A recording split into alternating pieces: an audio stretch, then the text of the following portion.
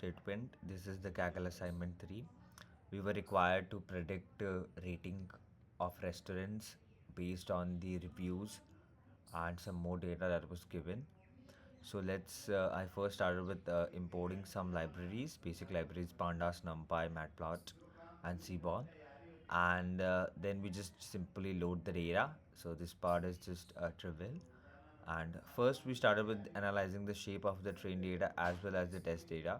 As you can see, we have 10 features in the train data, and like 26,000 features and 26,000 values reviews we have. So first we start with analyzing what type of data we have. So as you can see, there is store name, there is category, and there is store address, latitude, longitude, rating counts, and review time. Rating count is like how many ratings they have, and review time is how long ago the review was given. And the next was what is the review and the rating as well.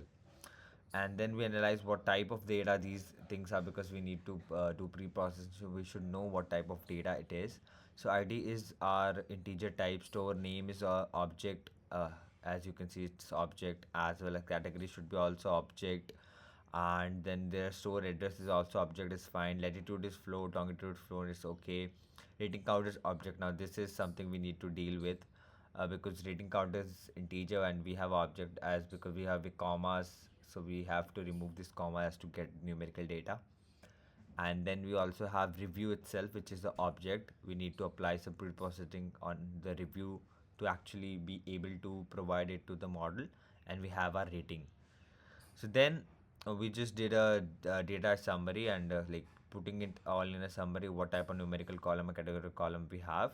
And then we just did a simple statistical analysis for the numerical columns using the describe method. And let's check how many null values we have. So we can see that latitude and longitude have some null values, and there is no duplicates. So even if there is, it will drop it. Then we started with handling missing values. First we started with knowing what type of columns we had, because we when we ran the normal like missing values imputation, it was not running. It was saying the latitude column is not available. So we did like what type of column we have, and we found out that latitude column have some spaces and gaps. So we just did a strip method to actually strip all the gaps we have in the columns. So this will strip all the gaps, like the space bars by mistake that was put, and this will now it will be easily to the simple imputation, like we imputed with the median values, like all the matching values were imputed, like replaced by medians. And then we did analysis of the outliers, like how many outliers does the train data have. But this was also not running, because as we can see, there was some commas and some gaps in the rating count. So first we removed that, and then we did the outlier as an analysis. We kept the outliers because stripping them was like reducing the accuracy of our model. Then we did some analysis and visualization, you can say. First we see like there is some data imbalance, and real world data will have some data imbalance, but we should be if we deal with this data imbalance, we will have a better accuracy. And this is just a box plot for distribution of customer ratings. And then we also have a correlation heat map. As you can see, there is like literally no correlation, like id have no correlation, the latitude have some correlation with longitude, very little, but about 0.1 with the rating. Longitude have no correlation almost, rating almost have no correlation, like rating count have a negative correlation with latitude, but that's irrelevant. And rating count with rating itself, it has a negative 0.05 correlation, which is almost zero.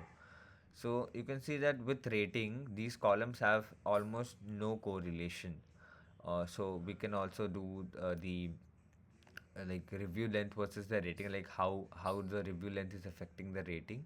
So yeah, the longer reviews have more negative rating, the shorter reviews were more positive ratings. We also did a basic plot on what were the words that were present in the 5-star reviews, and we plotted them.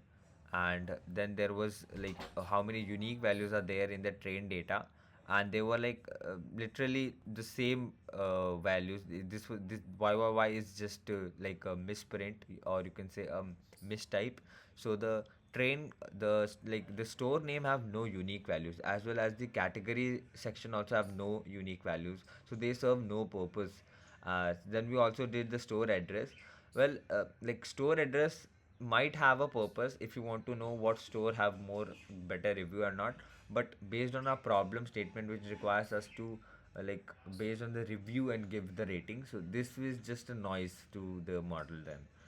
So we just dropped all these columns that were acting as a noise and had no real values. We also checked the correlation just in case. So after dropping all these columns, what we did is columns to drop. Yeah, we just dropped all these columns again. We also dropped the latitude, longitude, and rating count because the correlation was not adding up, like not having some real correlation. We have also mentioned why we dropped the columns. Then we did some feature engineering. Like this is the what why I chose some column or what I didn't. Then we just see what columns are left and is there any missing value. There were none. Then we moved on to scaling and encoding. We just did our basic separation of our target column and the taking our feature column elsewhere. We did our basic train test split.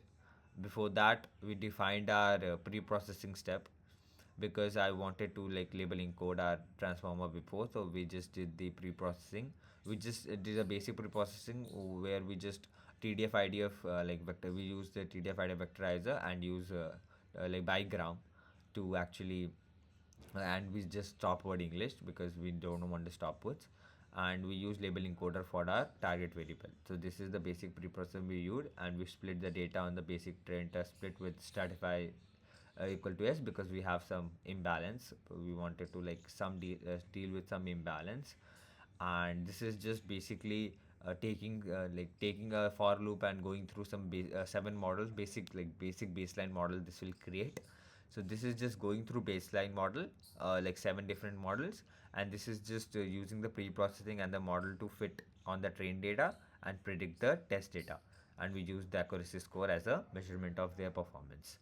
So after doing this, training this for a while, this took some while, we were able to see that random forest is performing the best, and then XGBoost, and then logistic regression, then other models. So what we did was we did a hyperparameter tuning. We started with the grid search, but it didn't work. It was taking too much time to run. Even this took too much time to run. Then we used the randomized search CV, and this time this is showing 6.2. There was a run it was showing 6.5. There was a run it was showing 6.9, and there were different runs. So these were the run and their outputs. So I well the I use different best estimator from all these models one by one, but the best I found was in the random forest itself. So I used the best estimator from the random forest, and I did the prediction and submitted the test file. And also I did a basic submission before this when I used the random forest baseline model, and it gave me a prediction score of 0.69. And this model is not giving me a very good prediction itself because it is using randomized search CV. So this is score of 6.2, so it was giving less score. So yeah, my best prediction is 6.5, but this is also there. This entirety of the code is present there. So yeah, I have run all the code and I have all the output. So yeah, you can improve better on this by removing some review. Also have some